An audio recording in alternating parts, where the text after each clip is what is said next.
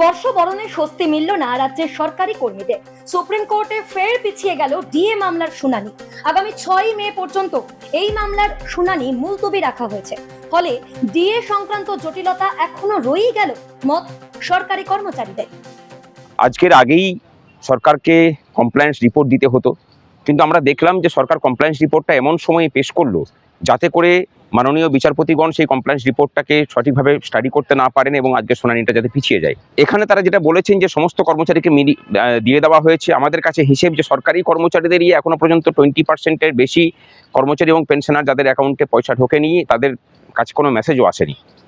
Guarantee net খাতের কর্মচারীদের কোনো কিছুই কোনো পদক্ষেপ সেভাবে গ্রহণ করা হয়নি। আমাদের পক্ষ থেকে যে কথাটা গুরুত্বপূর্ণভাবে তোলা হয়েছিল যে ইন্দু মালহোত্রা কমিটির কাছে আমরা আমাদের পক্ষ রাখার সুযোগ পাচ্ছি না।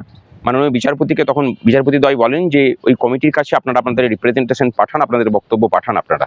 এই 6 তারিখের শুনানিতে এই সরকার যাতে কর্মচারীদের বিপক্ষে এসে দাঁড়াতে না পারে, রিপ্রেজেন্ট করতে না পারে, তার জন্য চেষ্টার কোনো কসুর এই রাজ্যের কর্মচারী শিক্ষকরা করবেন না।